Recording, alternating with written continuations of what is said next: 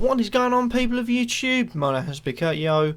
Welcome back to a brand new video. Now today we've got the captaincy picks for the upcoming game week, and there are a few corkers. I'm not going to lie, I have took a risk with the last one, as I do. I like to take a risk with one.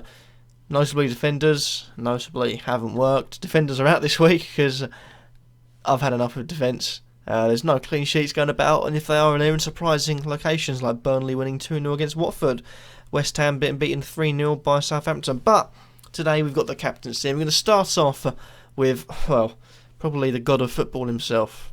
And it has to be Mr. ZLATAN IBRAHIMOVIC. He comes in after a rocky spell. He's been transferred out by a lot of people, myself included, because I could see his price going down, and I could also see the fact that Aguero's was going to go up. That being said, if you're going to transfer him in, wait until right before the game week, because I feel like his price will drop even further, giving you a better chance of getting a better deal for him. Currently 11.5, I expect that to drop to at least 11.4 by the start of the game week. If it doesn't, then go on it straight away. 27 points in the last 5 games, 3 goals, 1 assist in the last 5 games, and 3 bonus points from those 5 games, 2 clean sheets. He's contributed 2 whilst being on the pitch. It looks a decent bet. Man United have got a decent game coming up, and I feel like if anyone's going to help him, help Manchester United, ZLATAN IBRAHIMOVIC really has a game to prove himself, and I think he will do. Next up, we have Diego Costa. Diego Costa Coffee, the most fascinating Premier League player that's ever been in the Premier League for me. In the last 5 games, we've got 29 points, the biggest out of all 5 of my captaincy picks this week, including 4 goals, 1 assist, 3 bonus points within that, helping his team towards 1 clean sheet. That was the Burnley 3-0 win. He also got an assist in that game. And it's worth noting, he is very temperamental. He didn't have the best of games against Arsenal. I don't think it was much his fault as to Arsenal's defending, and keeping him out of the game was just too good. But Chelsea have a nice little game against Hull this week, and I can really see Chelsea doing damage, and it'll be Costa Coffee coming in and really piling home, hopefully a few goals. He's in my fantasy team, but yeah, I think he'll make amends for the Arsenal blank.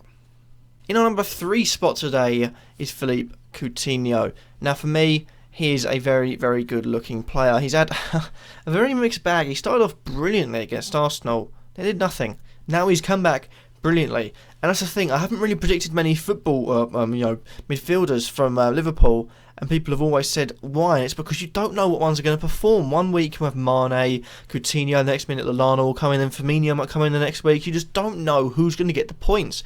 It's not the traditional system where you've got the striker, midfielders occasionally popping in, you know which ones are going to do it. The way they play, anyone can do it.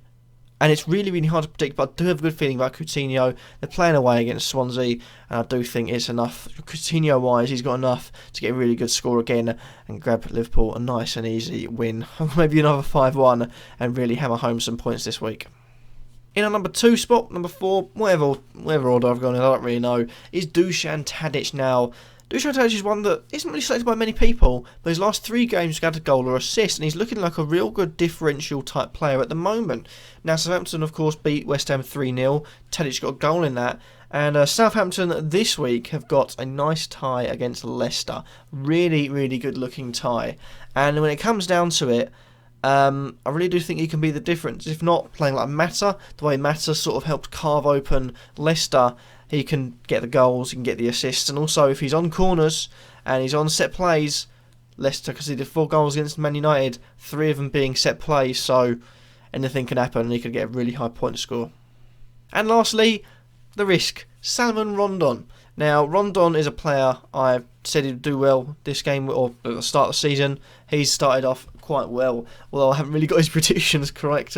He started off quite well, and he's facing up against Sunderland, who like to concede goals, like to concede headed goals against physical players.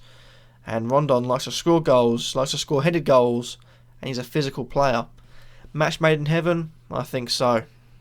And that is that for the captaincy picks. Sorry if you had background noise for a few of them, it's just had to close the windows, someone was mowing their lawn, blah blah blah blah blah. Background noise, hopefully isn't that too much of a thing. Thank you for watching. Who are you putting as your captain? I know for one thing, this is not going to be Kyle Walker. Trust me on that one. Thank you for watching. Hopefully you have enjoyed, and peace.